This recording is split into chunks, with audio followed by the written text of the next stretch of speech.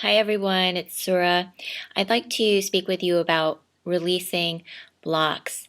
Blocks are often invisible.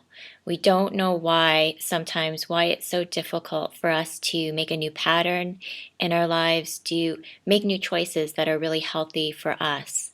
And I'm going to share with you 3 tips that you can do to let go of any blocks, emotional, energetic, physical blocks. It's all one, essentially, these blocks that we have. So the first thing that you can do is notice when you go on autopilot. Autopilot is a state of being where you're just sort of going through the motions, and that's the state in which blocks remain hidden. Is, say, for example, you want to take a new Pilates class and you wanted to commit yourself to 2 classes a week. It's 5 o'clock, you're almost done at work, but you notice you have a pile of emails that you need to get to and work. And Pilates class is at 5:30. So you're going to notice that point at which you start to go into autopilot and sort of ignore that you have a class that's starting in half an hour. So at that point, your energy is somewhat checked out. You're not all the way there. Making a new pattern requires amount of effort and energy and intention. So to make any new pattern, really knowing that it takes a certain amount of personal effort to create that new pattern. And the second thing that you're going to do once you notice that is to become hyper aware of everything that you're feeling and experiencing. This includes your bodily sensations, your emotional state, and the conversation that's going on in your head. So it might sound something like this. Pilates class is about to start at 5:30, but I have all this work to do. I have the sinking feeling in my stomach. I feel contracted and anxious, and this anxiousness is making me feel like I should stay at work and get more work done instead of go to Pilates class. So that might sound really simple, but that act of bringing your attention to everything that you're going through in those moments when you want to create a new pattern is very powerful. And the key is to be neutral about it, because neutrality is powerful.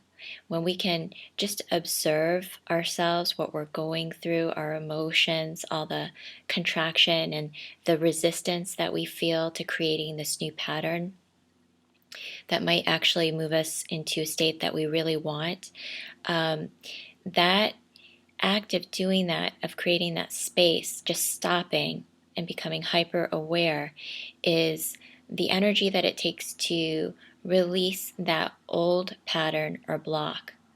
So, the third thing that you can do, especially if you have privacy, is to say out loud exactly what you're feeling, what your sensations are, the reasons, the conversation in your head, to say it out loud, or if you don't have the privacy, to write it down.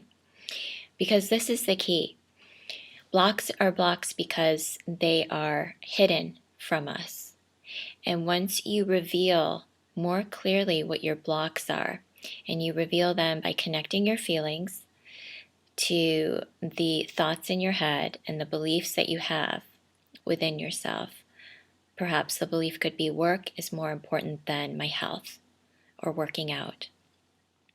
Once you're able to start to make those connections and reveal what those blocks are, those blocks no longer have such a grip on you, that unconscious or subconscious grip, where it's sort of you don't know why it is you can't get your energy moving in a new direction. So those are the 3 tips, is to, 1, notice when you go into autopilot and start going through the motions. 2, become like a reporter. Just start stating the facts of everything that you're going through.